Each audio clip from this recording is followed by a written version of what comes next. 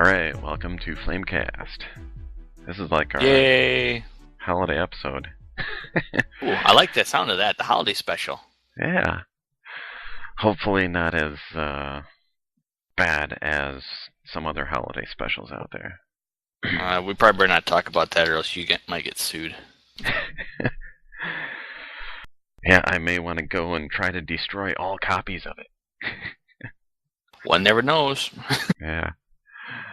Actually, that was in a couple of things, articles that I read not too long ago here, saying that, well, of course they bring up the whole backstory behind it and everything, which is kind of interesting, actually. Such as? It was kind of a story that Lucas himself had devised, and they kind of just went with it, and it wasn't really what they were expecting, but it kind of made me think, maybe back then that's when he was starting to have too much influence on stuff. Yeah, like, if that's okay, the this case, is the story he want, so they had to go with it, and look how it turned out. Yeah. It's hard to say because you don't know how much creative influence some crazy person had to do that holiday special because, it was disturbing. Yeah. I haven't watched it in a while. I have a copy sitting like right next to me too. Yeah. Well, what's really funny is that in my youth, I remember seeing it, so I must have actually watched it while it was televised.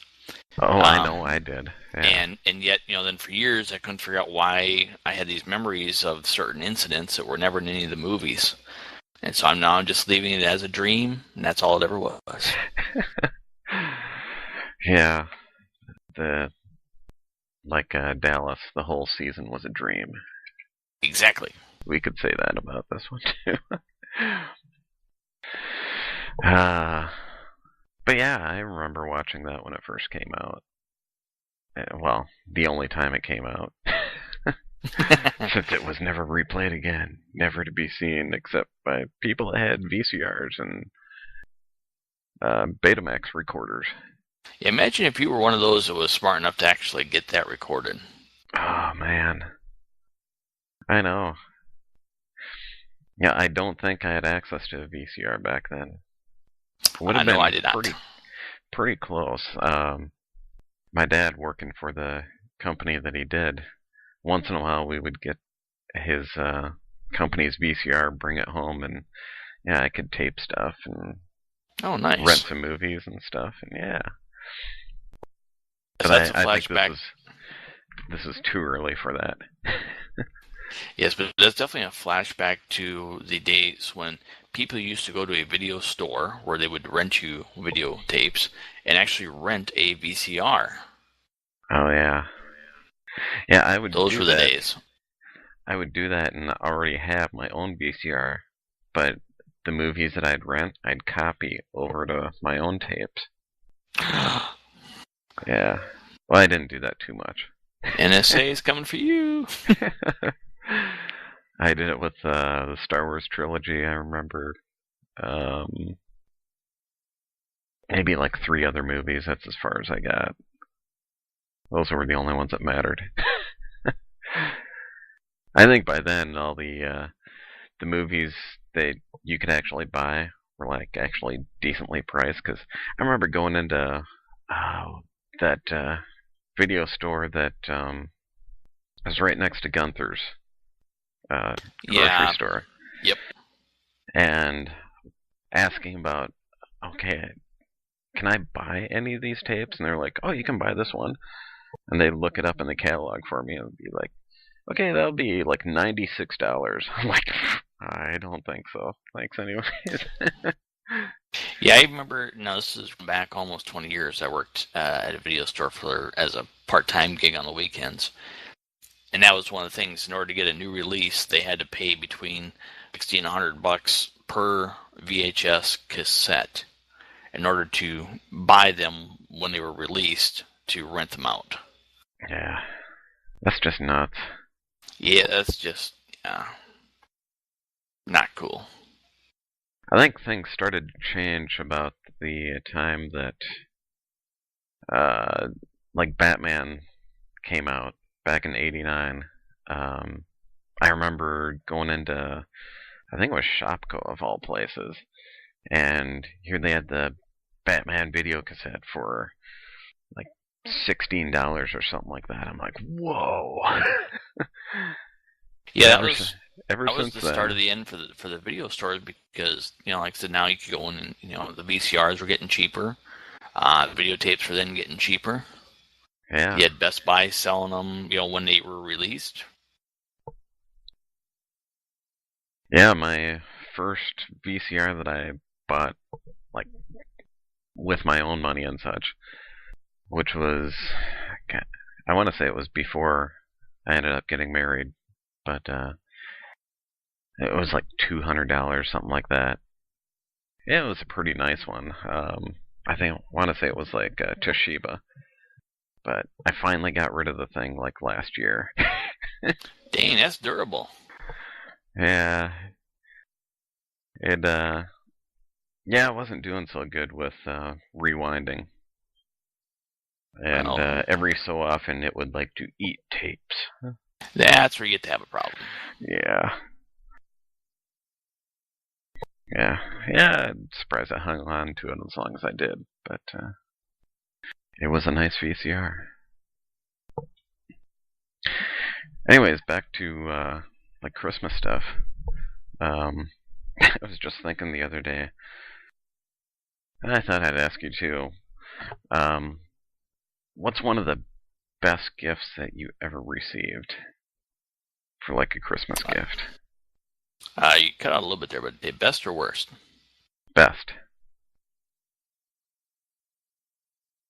Don't know. Really? You can't think of anything that you got that you're like, it's stuck in your mind? Like any, say Star Wars toys or. Yeah, I don't really have anything that just jumps right out at me and says, "Bam!" Do you remember? Have that feeling of getting something, and I don't know why that is. But I will say the only thing that for some reason does stick out at all was the after the Empire Strikes Back, they had one of these Hoth sets. They had one of the Rebel turrets on it. And then it had this Imperial probe droid, so when you move the little thingy, the probe droid would bounce up and fall off like it died. Yes, I had that too. Now, I can't remember if I remember that because I really wanted it and really liked it, or if it was just that cheesy, and I don't remember which it is. Well, it was kind of essential for, like, if you're playing with the Hoth stuff. I mean, you had to improvise with bases and stuff like that. It's like, but you couldn't shoot that turret there. Oh. but the sad part is you couldn't kill the probe droid unless you had Chewbacca. Well, yeah. I was thinking one of the best things I had gotten.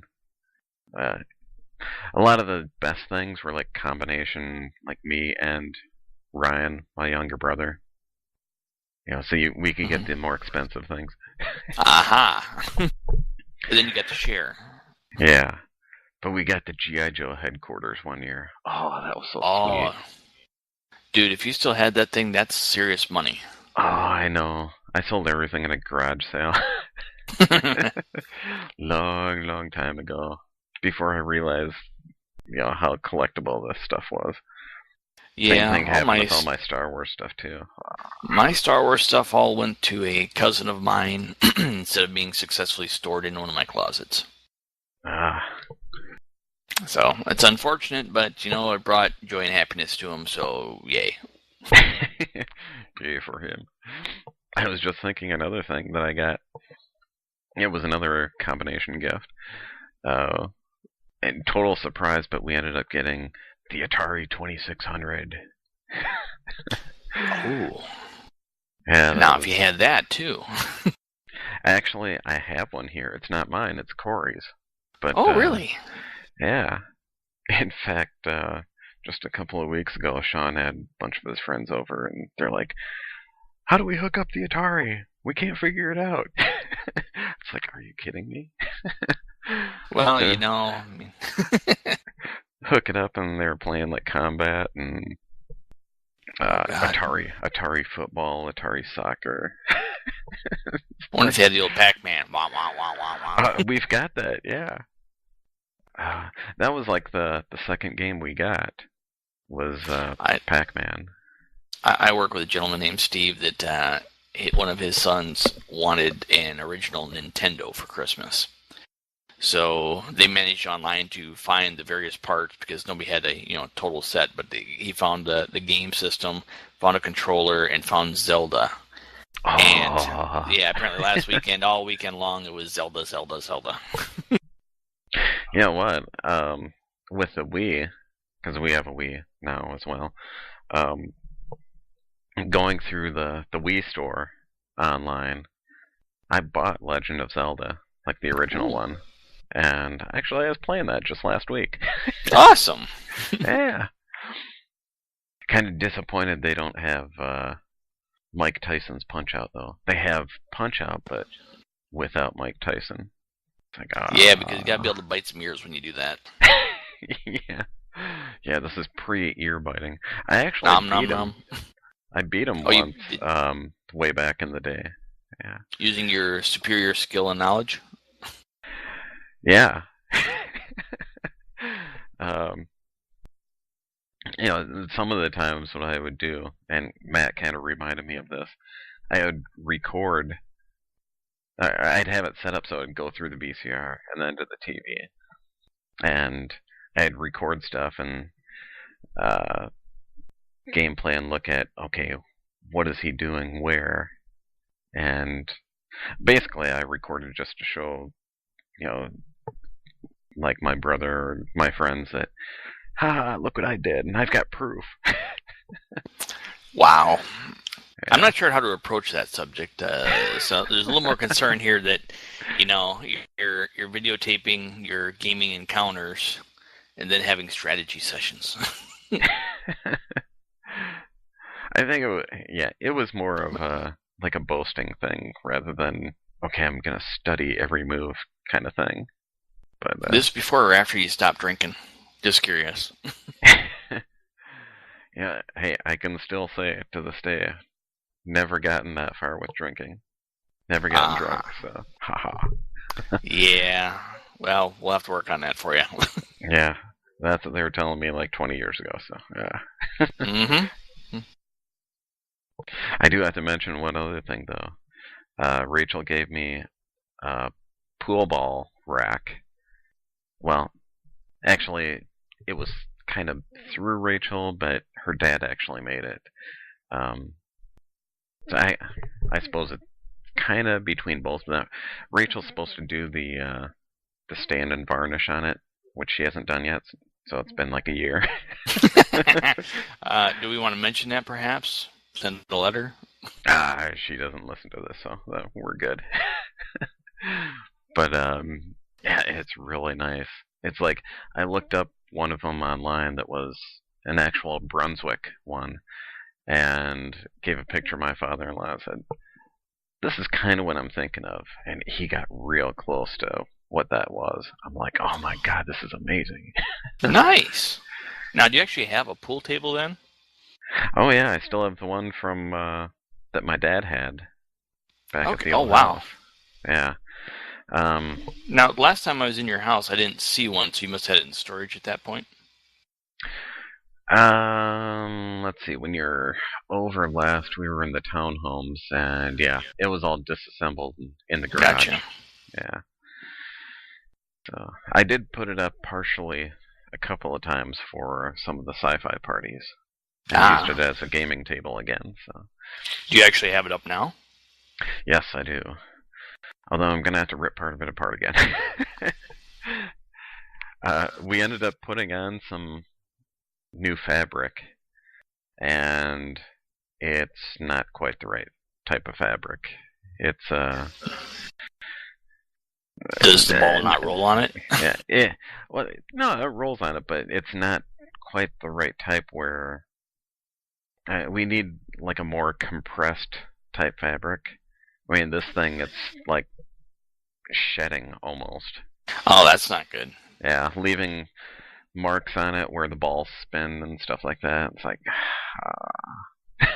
Well, that sounds like a fun adventure. Yeah, I thought it was the right stuff at first, and tried it, and yeah, it didn't last too long. Did you buy it from a pool table place? No, we didn't.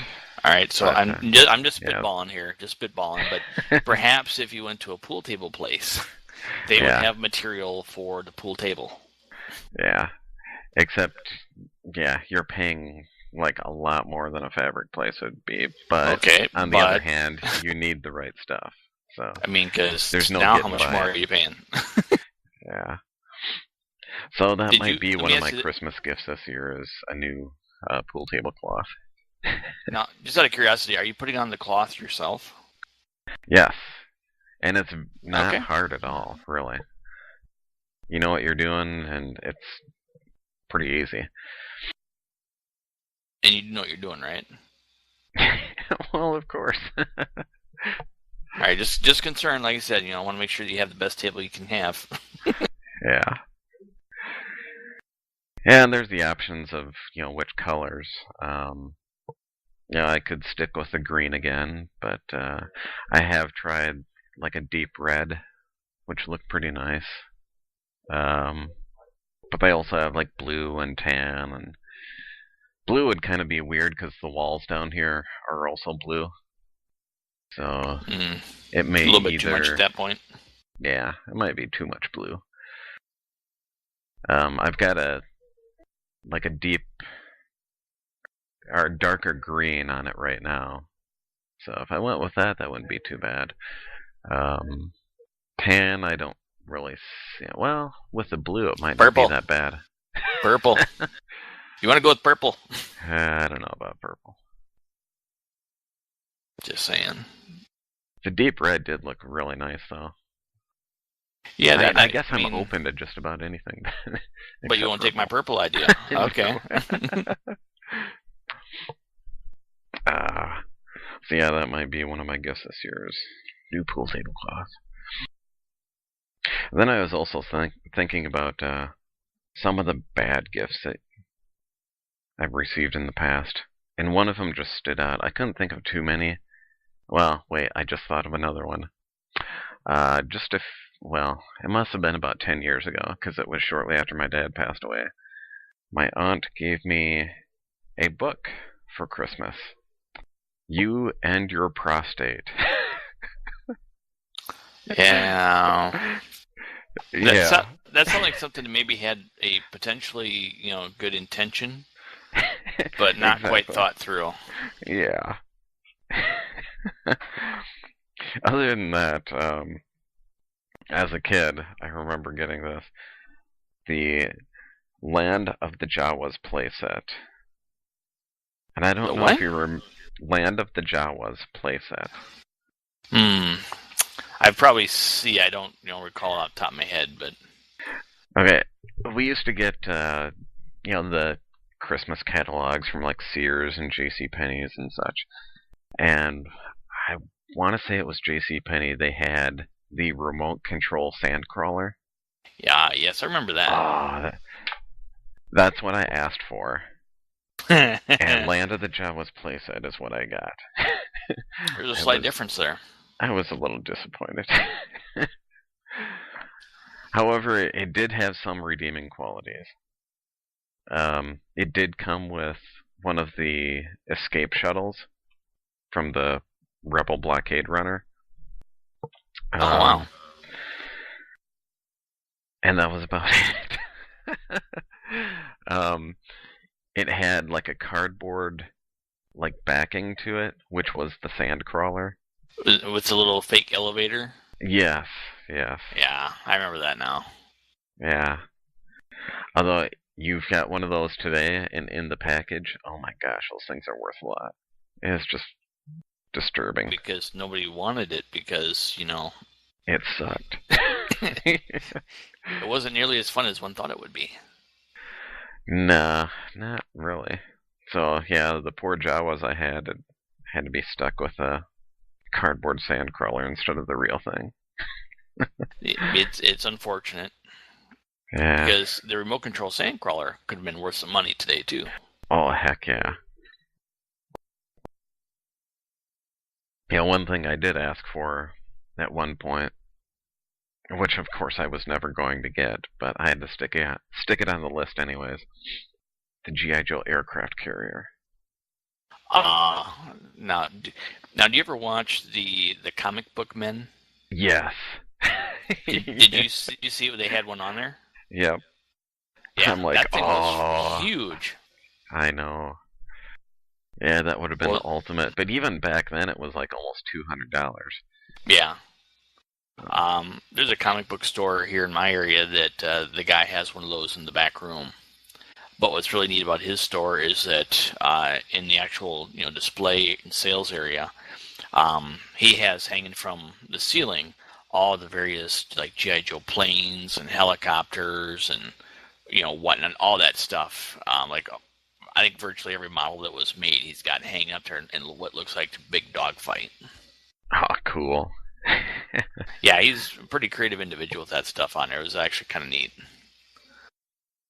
If I ever won the lottery, I think that'd be one thing I'd do is open up my own comic book shop and have a place to put all the stuff that I bought over the years that I still have and Yeah, that's display them exactly all. what he does. Yeah. I should get pictures for you. Oh, yeah, that'd be sweet. It is amazing some of the rare, interesting stuff that he's found over the years that he has on display in there.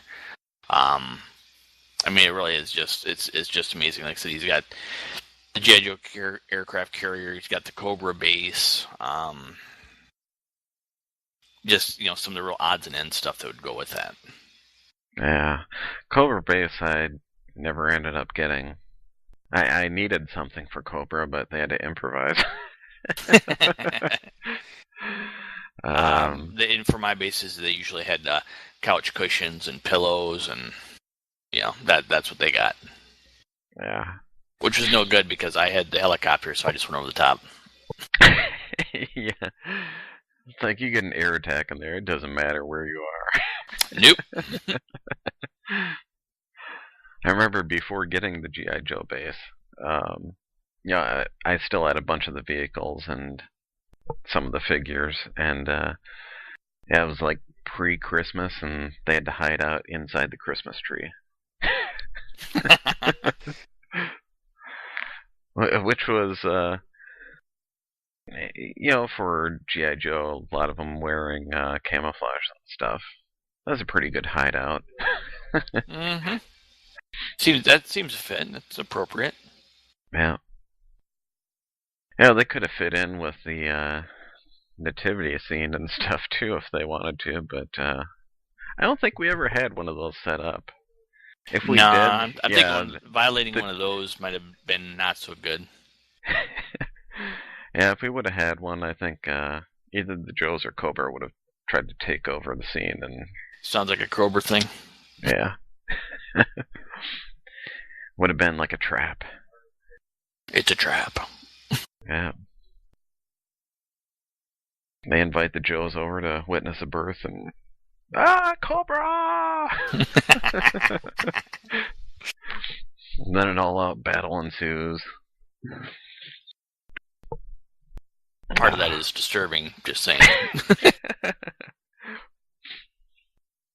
For having like both G.I. Joe and Star Wars toys at the same time, I don't think I ever like crossed over between the two. It was either no. one or the other. It was forbidden. Yeah. You don't cross those. I guess not. As much as you want Han Solo to take off driving in the Jeep, no, it did not happen. Well, G.I. Joes back then were more articulate than the Star Wars figures. They couldn't bend at the knees or any of that stuff, so this is true. You probably couldn't fit them into some of those vehicles. Heck, you were lucky to fit Chewbacca and Han Solo in the Millennium Falcon. Dude, that was uncomfortable. Yeah. Well, then when they re-released the figures with the Power of the Force stuff back in the like mid-90s. You mean the bulked up version looked like they're all on roids? Oh my god, yeah. You could barely fit just Chewbacca in there by himself because he was so hulked out. Yeah, there was, I think, some type of dire. What do you want to call it? There was a web page that was talking about different stuff like that, and that was one of their comments about the worst of the Star Wars stuff and that whole series and how horrible it was. Yeah. Yeah, they kind of tamed it down a little bit, like after the initial run. Because, like, you look at Lando, and yeah, he's a little bulked up yet, but not as bad as what Luke and Han and Chewie were and stuff. Yeah. Looked like WWE wrestlers, what they look like. But I remember an article from back then, and they're like, complaining about it, and Hasbro's like, well, we thought this is what would sell, but no, everyone wants the more realistic look. It's like, there you go. And then they went and switched, and there you go. That's the way it's been. Yeah, that was whoever went in with that originally made a poor choice. Yeah. Yeah. So you don't have any bad gift ideas that you've received, huh? No, I mean, I think I've been pretty lucky over the years that, I can't really say anything bad gift. I think the closest thing I've ever gotten interesting was getting the same shirt twice in a row, so... Oh. that'd be 2 years in a row, yes. Pretty much the same shirt. Was it a good shirt? I mean, it was decent, but it's a little funky, having two of the same shirt like that. Well, like, when one wears out, then you can use the other one. That's the current strategy, yes, because I still have the second one. But otherwise, no, I think I was pretty lucky. My parents were pretty good. Obviously never got everything you wanted on the list, but they were pretty good about not substituting for something that completely did not, fit the list. Yeah. Yeah, I seem to recall a bunch of the stuff I had gotten. Well, I wouldn't say a bunch, but some of the things were items that I didn't even know existed. Such as that Land of the Jawas playset. Yeah. Yeah, the Hoth turret and probot set. I didn't know that was out there, and ended up getting that. I remember there was that Imperial transport. Drove around on the ground, and there was buttons around the turret on top that you'd press, and they would, have sound clips from the movies. Huh. Yeah, I think I remember seeing that, but I never saw one in person. I think I saw it in like the JCPenney catalog or something like that. Yeah, I had one of those, and actually, I think they had re-released that, and it didn't have the sound clips anymore. Which is kind of bizarre. Probably not cut costs. Don't include that. And then it gave you these two things to fit over the heads of people that were supposed to be brainwashing devices. Nice. Really bizarre, because it's like, okay, that's not something they had in the movies, but okay, I'll go with it. Yeah, that seems to be one of those that's kind of out there on the edge. Yeah.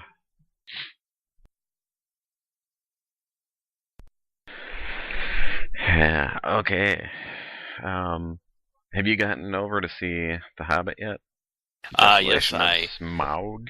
I had to burn up some vacation there, so I went at the midnight showing. Oh my gosh. So that was a good time. So what did you think?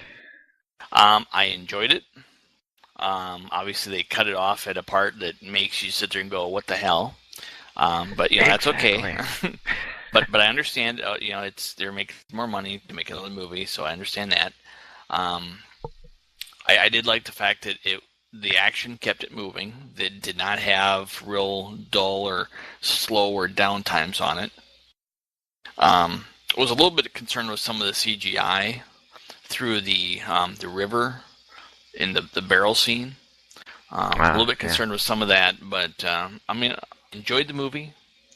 I think they may have gone a little bit too much with the full, the book into 3 parts, but that is what it is. Yeah, I mean, there was they were so good on the first movie with like including just about everything in the book, and this one it's like, okay, I realized, okay, they left out the part where they have to cross the Enchanted River, and what's his name falls in and forgets everything about the trip. Mm-hmm. Yeah. So I'm thinking, well, maybe some of these things will be on the extended edition, and they'll throw those in. At least that's what I'm guessing. That's most likely that. Because Yeah. they'll release them, then they'll release them with the extended edition. Yeah, that sounds about right. Yeah. So I guess I'm not too concerned about that until I go and buy that like a year from now. Or whatever it is. But yeah, exactly. The thing about, oh, you ended the movie here? Really? It's like I was expecting, okay, get to the part where Bard kills Smaug, and then you have a little break in there before the Battle of the Five Armies. I thought that's where it would be, but yeah, that's they're going to lead off with killing Smaug and then go to the battle in the next movie. So maybe the battle wasn't as intensive as we thought it would be. I don't know, but that'd be like second Lord of the Rings movie, Two Towers, exactly. And when say like right at the part where Theoden is kind of like, okay, we've retreated to the last spot here, and what are we gonna do? And that's where you end the movie. It's like, no, you gotta finish the battle. Yeah, that's a good point. That would be a good comparison there. I just like. No. I think part of the challenge probably gets to be is that if you, when you kill Smaug, to the people who may not be familiar with it, they may think that that's the end of the story, and aren't real concerned about the Battle of the Five Armies. Yeah, that could be. So that may be his way of latching on and pulling in those who are not as familiar with the book. Well, however, on the other end, you've got Gandalf, who's been imprisoned over in Dol Guldur. So, something's got to happen with that. True. Or do you? Because I don't know about anybody else, but I was really looking forward to the dragon and fighting the dragon. So, Yeah. But it's like you knew this stuff was going on from the books, but you never got to see it. He just comes back and it's like, oh yeah, we defeated the necromancer and we're all good, and yeah, like, okay, what happened really? And we're kind of getting that story now, but yeah, I don't know. Yeah, it's one of those things that there's some pluses, there's some minuses, but in the end, are you not entertained? Are you not entertained? Yeah, other than that, I thought, pretty decent movie. It felt like something was missing. I wasn't quite sure, but other than some of the scenes here and there, but I don't know. It just didn't have that right feel to it. I can't really explain it. Yeah, it's one of those, like I said, it's one of the things of expectations versus reading the book, not reading the book, and editing. Yeah. Yeah, the part where, they're in Lake Town there, and some of the dwarves get left behind. It's like, okay, that wasn't in the books, but what are you going to do? Well, the female elf wasn't in the book either. I mean, they added that character for the movie. Well, of course, Legolas wasn't in the book, but he's in the movie. But yes, he was one of those wood elves. You already knew that, so it just common sense that he would be there. It's just, yeah. But yeah, when she was doing the healing of which one was it? Is it Keeley? Yeah, Keeley. Yeah, I saw it as okay. You know how what's her name? Crap, I'm getting all these dwarf names and everything all mixed up now. Oh my gosh. Go on. I should be shot. I should be shot. Well, okay. A second here. Anyways, you know, like when they were doing a healing scene in the first 3 movies between Elf and whoever. Yep. And you get the glow and everything like that. I don't think people got it really when they did it this time. Because I saw one comment online. It's like, "Oh, she's involved in a love triangle and all this stuff." I'm like, really? Come on. It's like she might have some fondness for Keeley, but I wouldn't go that far. I don't know. I'm just saying the way it was looking on there, a little dwarf on elf action going. I'm just, God, not you two. Just throwing it out there. Because, yeah, there's a couple people in the theater when that was going on, and they broke out laughing. I'm like, what? What? Just like, hey, not that there's people. anything wrong with that. I don't know. That was a little disturbing. I was taking it more as the fact that maybe elves and dwarfs could get along. Yeah. Maybe they could. Maybe they could be pals. Or buddies. But not a threesome. Or a 3. Well, no, we'll just, no.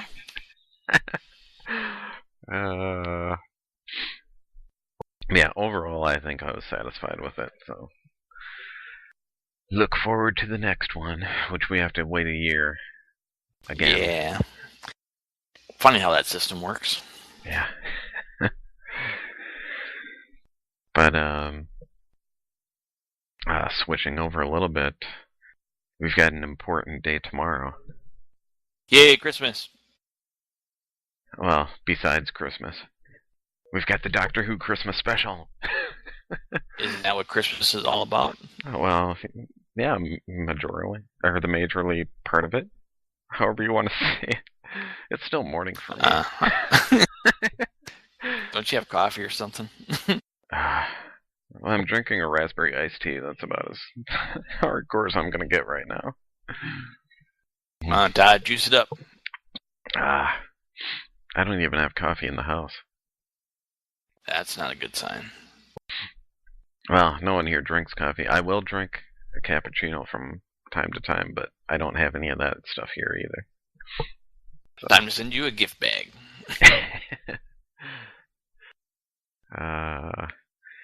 Yeah. So I tomorrow better set that up on my DirecTV programming and make sure and get it recorded. Absolutely. And then after, I'll go online and download it to my computer. All right, we're just not going to get into that and other things that you may or may not do legally. Yeah, it's a good thing we don't have a large audience. Yeah, that's true. That's like. Although I wouldn't put it past Corey to mess with you a little bit. No, I think if anyone was going to mess with me like that, it would be you. Just based on prior experience. I'm hurt by this. I'm hurt by this. And I think that Matt feels left out. Well, I haven't heard from Kevin in a long time. He would be one that would do something like that too, but since, it's been quite a while since I've talked to him. He, of course, was responsible for the letter from supposed attorney of the person that rear-ended me way back then. Really? Yeah, we talked about that in another podcast. I think that was with Matt, actually, that we talked about that. I'm going to go back and listen to that again. Yeah. Well, yeah, go back and listen to the last one I did with Matt, because I think there's only 2 people that listen to that one. You got to work on your advertisement. Yeah. Well, it didn't help that I had to take like a 3 or 4 month break here from doing any podcasting just because my classes were that rough. Oh my gosh. Okay, one of the classes, it's only 2 classes I was taking. And one of the classes, the guy would assign every single little exercise within each chapter. Oh, that sounds like fun. And then we'd do 2 chapters at a time. So, and then you also have the chapter review, and then the thing came with a workbook, so you'd have to do the workbook review. So, yeah, there was times where I'd do over 20 assignments in 1 week for that class. But don't you feel so much smarter for it? No. Well, maybe, but What was the class about? that one was. This is all medical coding. So this one was ICD-10 CM. Which, All right, so now if I were to ask you a random question about that, you could answer it, couldn't you? if I had my code book with me, probably. Oh, you need to have these committed to memory. These code books are like 3 inches thick, roughly. So I'm not going to memorize all that, but it was kind of scary though, where they would ask something in the assignments and be like, "Okay, I know roughly where that is," and you'd open up the book and you'd be like either on the right page or like a page or 2 off. See, isn't that like, awesome? Whoa. To get that close, it's like, wow. But yeah, and then combined with the other class I had, which was another coding class. That one wasn't as bad, but that was more harder content. Less of it, but harder than the other class. So between the two of them, it was like all my free time was going towards assignments. Well, that's unfortunate, but it's good for you and it helps you with your job and that stuff. Yeah, hopefully. Because the job I'm taking this for, I talked to a guy that's kind of involved with that aspect of the job, and he's like, yeah, about 2 years ago, I would have said we were expanding. Now it's like, if one of the people left, we probably wouldn't be rehiring for that open position anymore. I'm like, really? So hopefully by the time I get done with this, they will have reversed that and gone back to, okay, maybe we need more people for there. Yeah, good luck with that. Yeah. I could say a lot about my current job, but that might actually get me in trouble, so I'm not going to say. So let's not do that. Nah. So yeah, hopefully I'll get these at least monthly again. Would be nice. Because, yeah, there's other people that I'd like to get talking to on one of the Flamecasts. I mentioned before, we've got Sheldon. I should really have him over sometime. He hasn't even seen the new house yet. Get Why Chad you keep Richter him out, over man? here. What's that? You need to have another party. That's what you need to do. Yeah. It's kind of tough to have one of the parties and then do a podcast at the same time, though. We don't have to do them both together. Yeah, I could have someone come early, stay late, and do the podcast. Yeah, there's that too. See, look at all your options. Yep. And yeah, I just had my brother Ryan ask me a couple days ago when I was over at his place for the Pletz family Christmas. Yay! Yeah. He asked me, "Yeah, you still working on fan film movies and stuff like that?" And so I kind of went into I've been too busy with the classes and stuff, but also it's like you look at fan films done now compared to the way they were done, say 5-10 years ago, and you just can't compare with the quality anymore because it's like you've got professional people almost doing fan films now. Yeah. And yeah, you've got folks who've now stepped up the notch on the filming aspect, the costume aspect of it, but they've got money for post-production special effects type thing. Right. So it's kind of discouraging at the least. yeah. But I will tell you what, and I don't care what anybody says, I would like to see any one of those little vermin go out there and film a Hoth scene in as realistic conditions as we did and put it on film. Because I can guarantee you, not a single one of those chickens will go out there when it's 20 below and film. Not happening. Yeah. Especially you get those people from California or Florida. Be like, hell no, Skippy. I'm not going in snow. So, we've got that working for us.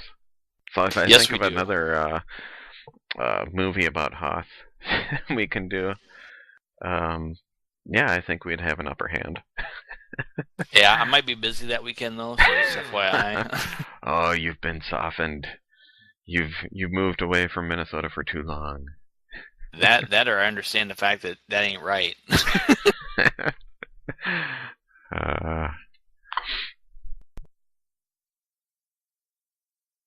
Yeah, I was going to ask you too. Okay, you had that picture posted on Facebook a while back with Stan Lee. So you actually got to meet the man. My buddy Stan? My buddy Stan's cool. He's cool. He's a cool cat.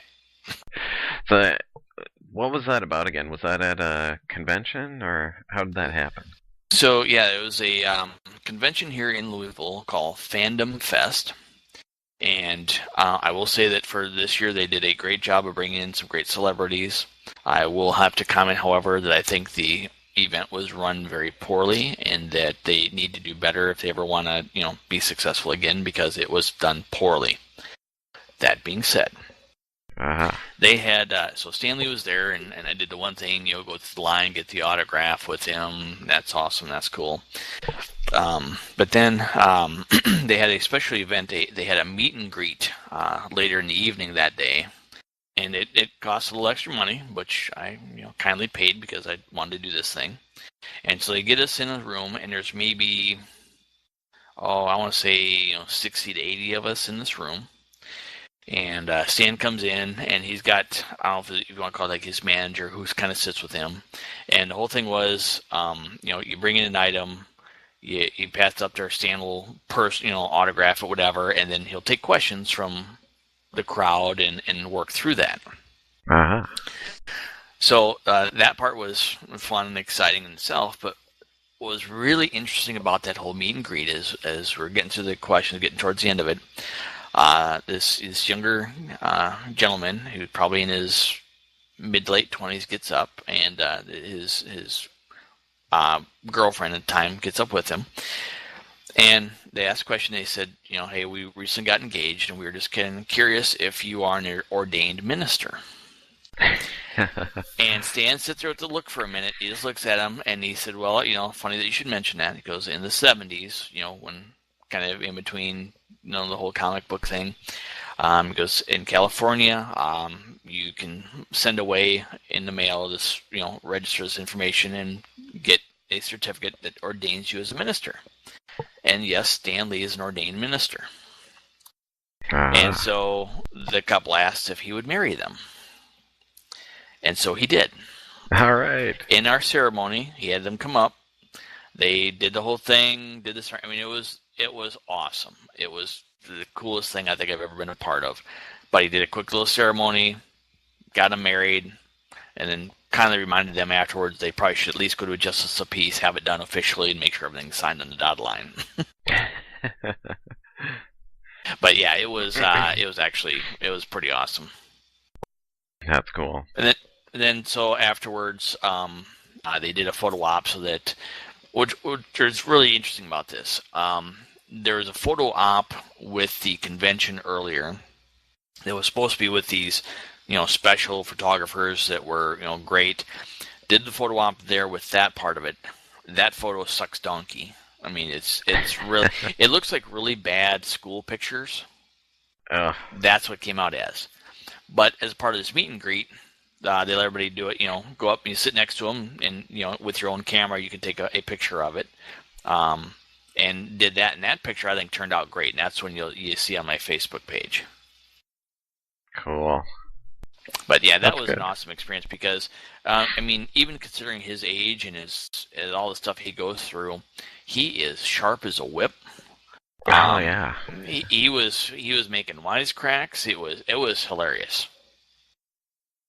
Cool. I say if you ever have that chance to sit in, and not just the normal like I said convention talk, but if they have a meet and greet session to sit with Stan Lee, it is worth every penny to do that. Awesome. But yeah, overall that convention was pretty solid. Now you have the Stan Lee thing. Got to meet John Barrowman. Yes. And those of you who do not know who John Barrowman is, I could say Captain Jack Harkness from Torchwood and Doctor Who. Maybe that would ring a bell. That is correct. Yes. And he is also flippin' hilarious. Oh yeah, he seems like the type that would be. I kind of follow his stuff on Facebook there, and yeah. Yeah, his little, not only that, when I did the autograph thing, actually, you go up and get to talk to him a little bit. He was funny. And just, just the whole demeanor and everything, he's actually hilarious. But when he actually did his session, where you go into the room, he's on stage talking to people, again, I think some of those videos are online, some of the stuff he talks about, and again, he is just hilarious. Great material. Yeah, he would be one that I'd want to see. Yeah, at one point he was thought of as maybe the person that they were going to choose as Captain America before they settled on what's his name. Can't think of his name now. I can't think of anyone's name today. But. Yeah, I know what you're talking about, but yeah, I don't know if he'd make the good Captain America, but you know what?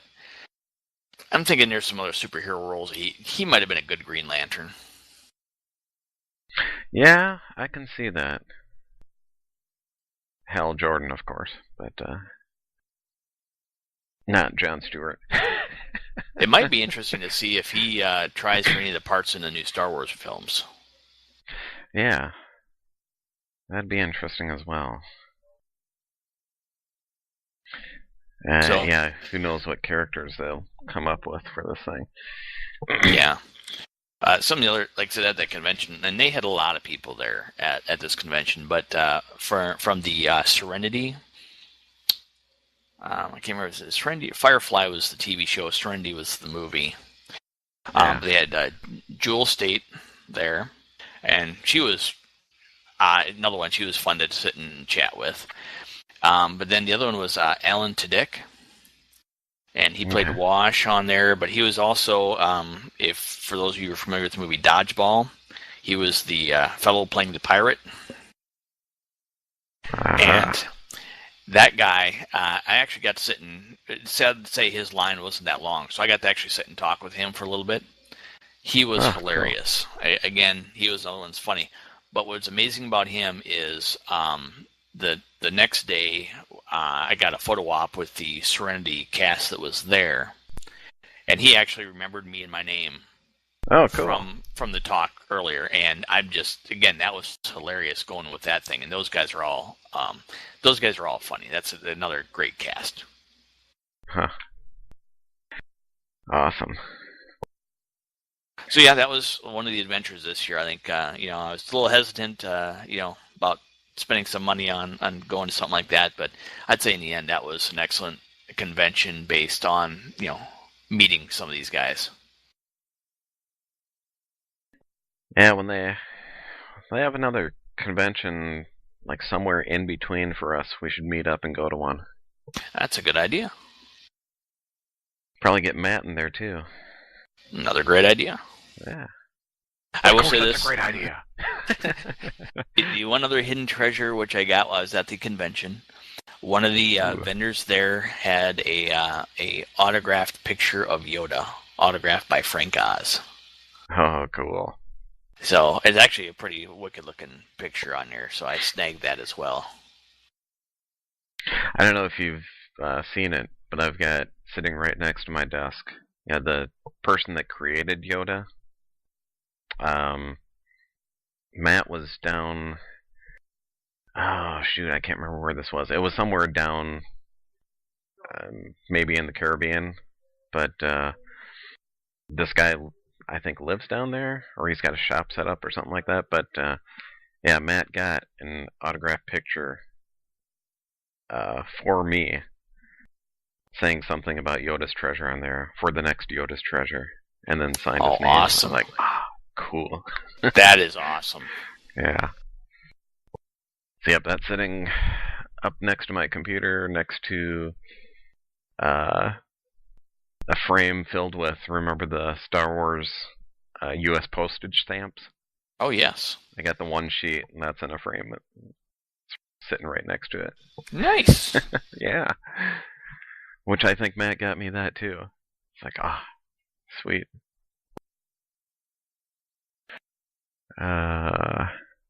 Yeah, maybe, let's see, what would be a halfway point? Maybe. Technically it'd be Chicago. Yeah, that's kind of what I was thinking.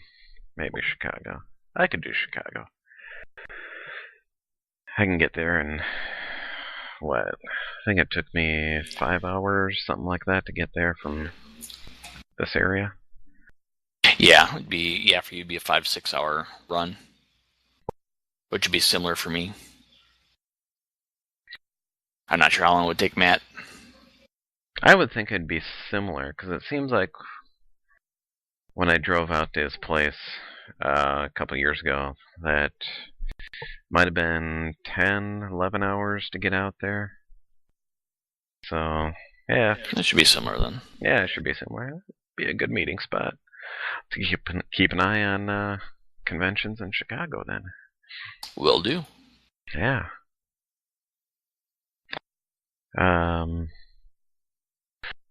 Well, we're about at that time, I guess. Oh, been an hour already? Yeah. Awesome. Time just flies, man. Time flies when you're having fun. Whoop, whoop. Yeah. So, yeah, I guess this would be a good spot to sign off for the end of the podcast. So, I guess. All right, and fuel for your next podcast will be I am starting to work on getting something put together to join the 501st Legion. Oh, sweet. So we can have my progress on the next podcast.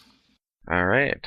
And we can include pictures and stuff online, too. Excellent. Yeah. All right, then. All right. All right. Well, this is Todd Pletz. And Travis Buckmeyer. And that's a wrap. Thanks, everyone, for listening. Woohoo! Happy holidays and all that stuff. Happy holidays, Merry Christmas, Happy Hanukkah, Happy Festivus. You're going too long. Dang it.